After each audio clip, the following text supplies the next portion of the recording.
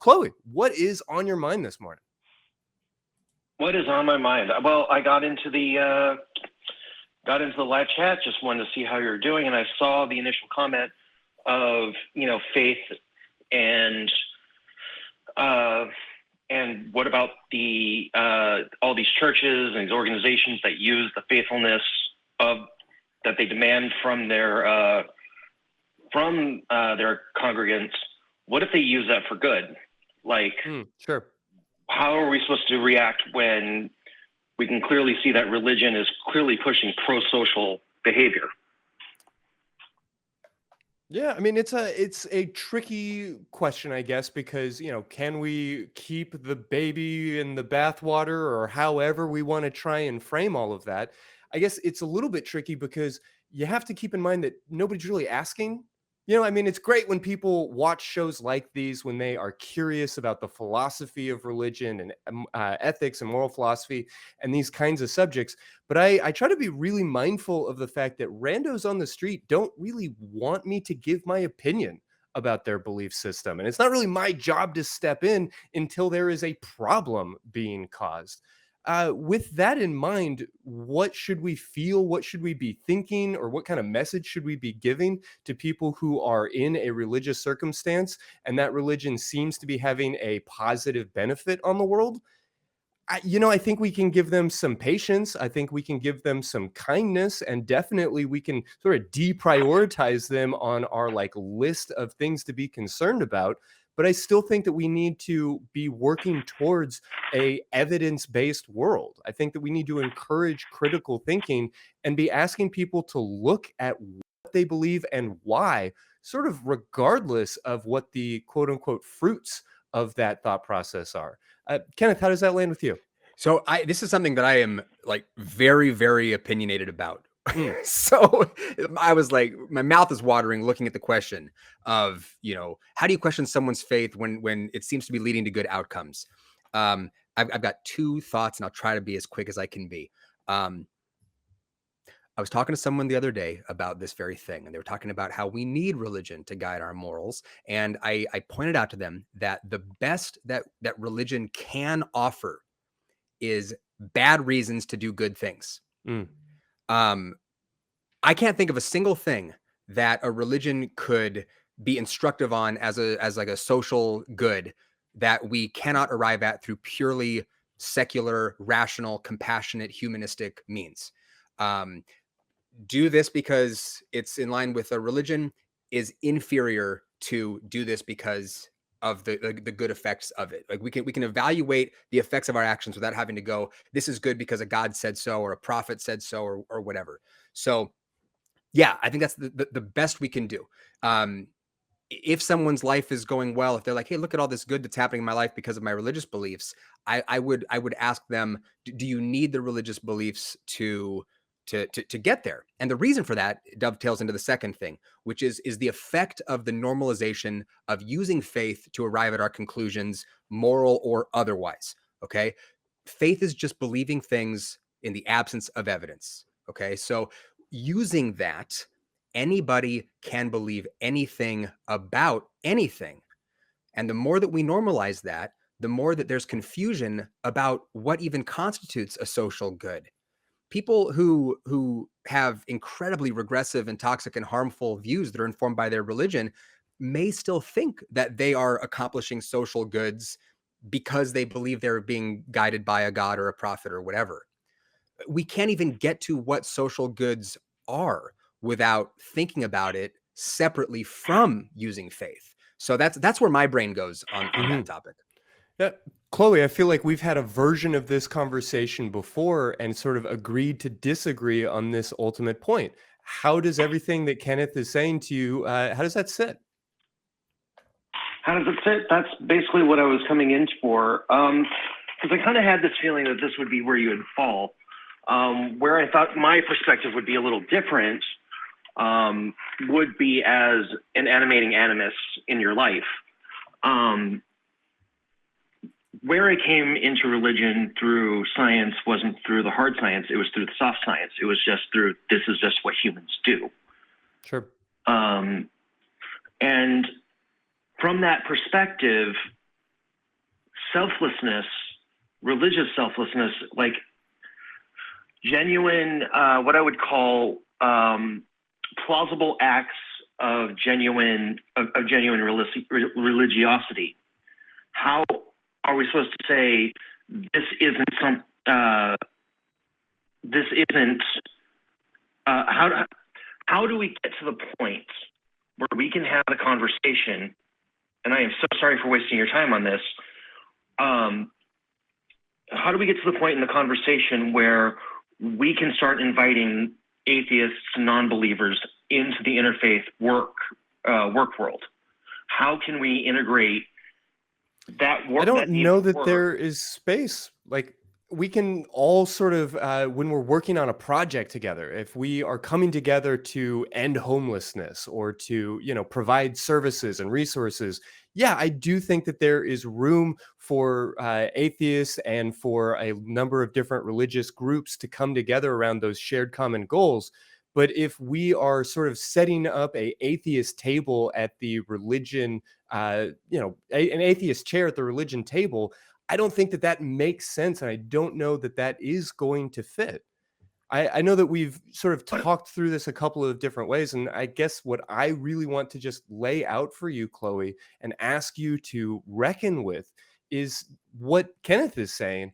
And this idea that, like, when I worked in crisis services as a crisis counselor, there was a lot of training around the fact that people in that first responder role need to be responsible to never lie to a client, to never say anything that is dishonest, because even if you can talk to somebody who's like literally on the ledge, who is discussing or having the idea of jumping off or ending their life, doing something violent or hurtful or destructive, even if you could talk them out of it by making some grandiose promises or by offering a little white lie or something that is going to, quote, benefit them, at least in the short term, you're creating a world, you're creating an environment where that person is never going to trust another first responder again, where they're going to be cautious and anxious around all of these things, not to mention devastated at whatever false promises you offer them.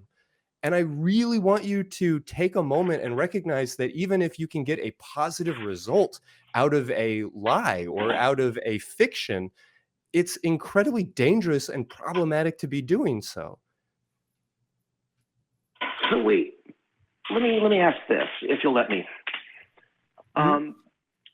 What I would promise someone who's on the ledge is not that God is beautiful and don't jump or whatever. It's that tomorrow morning the sun's going to rise and that sunrise is going to be beautiful. Tomorrow you're going to have breakfast and that breakfast is going to be delicious. That's all true, or could be. Yeah. And those are things that we lead with faith on. We don't know that the sun's going to rise tomorrow. We have faith the sun's going to rise tomorrow. No, we don't. We do not have faith the sun is going to rise tomorrow. Okay, maybe I made a faux pas. But you're pointing to something that's important. That there are two distinct usages of the word, right? There's a colloquial use of the word that can mean essentially it's synonymous with hope or trust. But in the context of religion, a faith community, like what you've been referring to, we're talking about belief in the absence of or even contrary to evidence, right? So if you're talking about crisis intervention and making appeals to things that we have evidence for, then you are necessarily stepping outside of the realm of faith to do good for this person or to attempt to. But is it outside the realm of faith? Because yes, for me, the instant evidence enters the equation. It is outside the realm of faith as soon as there's evidence. As soon as we've got good reasons for believing. There's evidence. Yeah. So, like the colloquial idea of believing in people. I mean, how do you square that belief with evidence-based? The belief in people is evidence-based. People exist. People are here. My neighbor's hurting. I go help my neighbor. So that's if you want to make the world a better place. Yeah. And you don't have to believe anything without evidence to recognize that people exist, that there are benefits to helping people, that, even if you were motivated by pure selfishness, that by making the world around you a better place, that there's a sort of rising tide that lifts all boats and the world becomes better for you too. the more we can promote things like empathy, generosity, compassion, and kindness. So yeah, there's no faith involved there. It's just, good old fashioned thinking. Well, there is a certain amount of faith involved because I mean, yeah, Chloe, in the sense that every time I take a step without looking at the ground, I have a amount of faith that the ground will be there to catch me and that it won't just evaporate underneath me. Yeah, if we're going to use the word faith that way, then sure, we have faith that the sun is going to rise, but we're really taking that word and taking its elasticity and its multiple meanings and trying to force it and fit it into things in ways that are kind of silly and ridiculous. When I take a step, I have faith that the ground is still going to be underneath me because I've taken millions of steps in my life and it's almost always worked out without me tripping and twisting an ankle. And I think that you need to really recognize there's a meaningful difference between trusting and assuming that my 10 billionth step is going to land on the ground is not the same thing as trusting and believing that the, God of Abraham is going to give me a seat in his father's house after I die, or that, Thor, Odin's son, is going to have these magical powers or commune with me in nature, or any of these other philosophies. That's not the same use of the word faith, and it's a little disingenuous to try and shove them together. It just creates confusion, right? Yeah. Because we know that the ground exists, your feet and legs exist. There's a lot of sort of epistemic groundwork that has already been laid. So you don't have to believe anything on insufficient evidence to think that the next step you take is going to be like the previous ones, right? You see that, Chloe, right? Yeah, I see that, but that's where I'm getting at is that when it comes to faith, I used to be an atheist, and coming out of atheism was a series of blind walks of having to walk forward with no longer having a solid grounding in materialism. That's what we're asking people not to do. It's okay that you did it, but we're encouraging people to not do that part. Yeah. But what I'm trying to tell you is that people are doing it every day. They're doing it with grace. They're doing it with joy and beauty, and it's not all terrible. And you are invited to the interfaith conversation. You are invited to the table. Whether or not you want to be there, that Chloe, is your... Look around, though, and look around and see the other effects of people believing things without evidence, or thinking that they believe things that they have evidence for, but they actually don't. And they're confused about the nature of evidence. They don't know how to evaluate truth claims. Look around the United States. Look at how certain groups are being marginalized. Look at how we can't figure out the answers to very solvable problems. And that this is a global phenomenon. I don't want to just pick on America because I live here, but I feel like you cannot help but notice when you look around how people seem to be having a lot of difficulty figuring out what the hell is real. And I have to say the culprit seems to be that a lot of people seem just fine with believing things that they don't have evidence for a variety of reasons. But you're assuming that this is something that doesn't extend into the atheist community, that this is something that doesn't affect I am not. Community. It absolutely affects the atheist community. Good. I want to make sure we're on the same page here, because I was about ready to talk about Richard Dawkins and his weird turn into eugenics. And you can find examples of irrational people. You can find examples of bad ideas, bigotry, etc., in any community. And that's what we're hoping to discourage is all that stuff, because those things are symptoms of more fundamental problems and failures, not just on the rational side, but also with respect to things like compassion and empathy and all that stuff. So there's a sort of collision of failures that lead to people believing things for bad reasons. But it's been my experience, though, experiencing things with other religious people. We all don't have this denial of reality. In fact, I would say a majority of us don't. We are willing to accept that climate change is real, COVID was real, all these other things were real, that reality is real. We just have our own reasons for believing something that may not exactly be true. And but notice that you're operating from the same foundation as the climate change denialists, as the bigots. The other people who believe unjustified stuff are using the exact same broken epistemological tool that you're using. You're applying it in this one area, and you're like, it's not particularly harmful.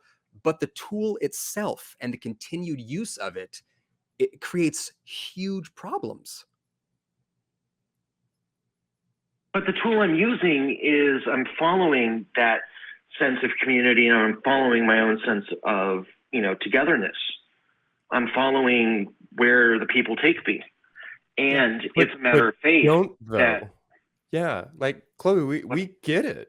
We get it. We understand how you got from point A to point B, and we're just asking you to recognize that it's cool that you ended up in a place that you feel pretty good about, but that's a very dangerous path to be on.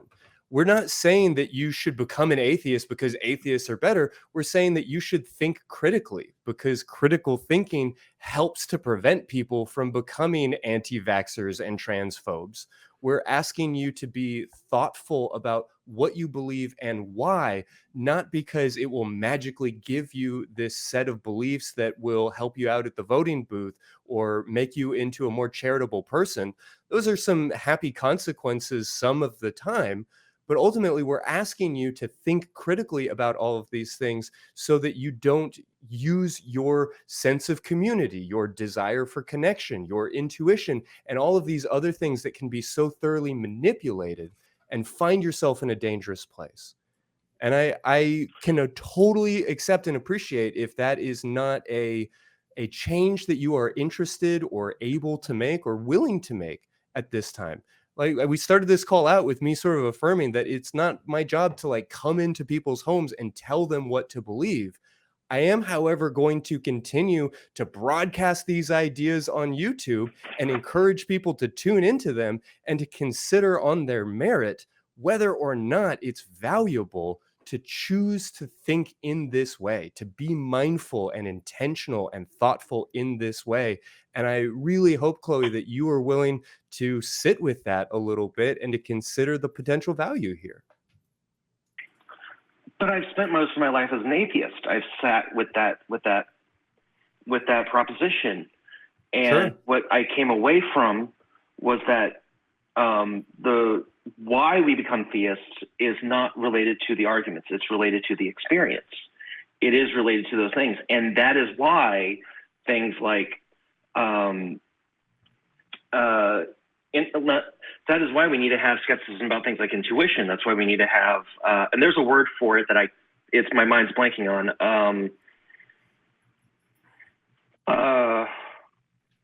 I'm sorry. Discernment, the power of discernment.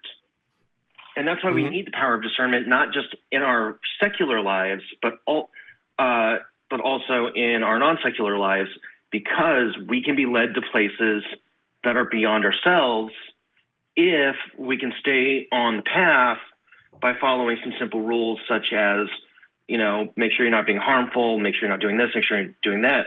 We should be exploring our space. We shouldn't be just stuck thinking, well, we can't get out of our comfort zone because that's going to lead to dark things. Well, everything's going to lead to dark things. Everything. And it's like from video games, politics, even tabletop games, even knitting. There's weird, the pastel QAnon. I don't know how comfortable some of the beliefs or philosophies or values that I've come to are. I think that they're valuable, and I do find some comfort in the results of them. But I think the thing that I will leave you with today, Chloe, is just to suggest, as a mental health professional, I see countlessly how often choosing to sort of block out or be willfully ignorant or dismissive of facts, of evidence, of information in one domain of life always ends up bleeding into other domains of life. That doesn't mean that we are, all of us, always critical in all of our thinking always. It does mean that if we just sort of allow ourselves, like, this part of my life, I'm just gonna, I'm gonna have a little bit of deludedness as a treat. I'm just going to give myself permission to not think critically in this one space. That's going to end up eventually bleeding all over your life. And you don't owe it to me, Chloe. You don't owe it to anybody else to like stop believing in these things. And there's a non-0% chance that if you were to just lose your faith today, that you might become a more destructive, more violent person in your community. And I hear all of that. And I'm still just asking you patiently to investigate your supernatural claims, your philosophical beliefs, your religious beliefs, all of these things with the same lens of critical thinking that you would apply to any other aspect of life. And what if I told you I did, and I came to the conclusion that I want Odin in my life? I mean, what's the problem? I respect your choice. Yeah, I'm not your therapist. Like if we were to sit down for an hour and talk about what's going well in your life and everything else, I might, be kind of curious about what is working and what isn't. But when I have those conversations with people, I don't make it my mission to take away their religious faith. That's not my right. That wouldn't be valuable or useful to anybody. If it's working for you, I'm glad that it's working. I'm nervous about the potential consequences for you and for your community, but it's not my job to tell you to stop. I'm only here to help encourage you to think about it and to consider all of the vulnerabilities that Kenneth and I have been pointing out. So let me ask you this though, because this just leads me to an interesting question. What data do you have on that kind of thinking versus rationality over a large population that isn't in a psychiatric context? Because I think you might have a bit of survivorship or a bit of selection bias here, because you're seeing all the people who are, who may have some sort of psychiatric issue or some other thing. Sure. When the majority of us aren't doing that, when the majority of us are just living our lives. I mean, do we have that kind of data to analyze?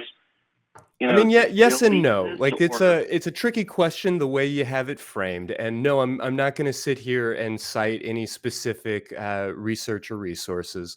I do think that is a interesting question and one that can be answered to a certain degree. But I don't want to sit here and act like, well, according to this study, clearly belief in God makes you a bad person, because that would be ridiculous. And I'm not trying to put that idea forward. I am going to continue to maintain that the dearth of psychological research will continue to promote the idea that blinding yourself to certain ideas, like refusing to accept evidence, being in that place of resistance and denial, is an incredibly destructive force on a microbe, on a personal level, as well as in a cultural level at large. I honestly think that you can see that just by looking at our election cycles and our current political climate without a whole lot more commentary. Certainly, there are books that are volumes long trying to answer the question that you're asking. So I'm not going to say more than that. I'll turn it over to Kenneth. But I do think it's something you should be wrestling with.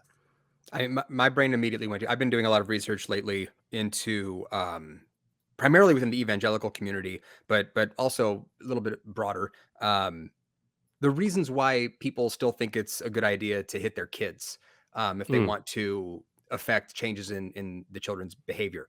I've been looking at a number of curriculums from various miseducators in this field, people who give seminars, people who are part of large communities, people who will argue to you that you might not want to hit your kids, but doing so is an act of submission to God, because the Bible says that if you spare the rod, you will spoil your child, that it's actually a sort of an act of worship to hit your kids.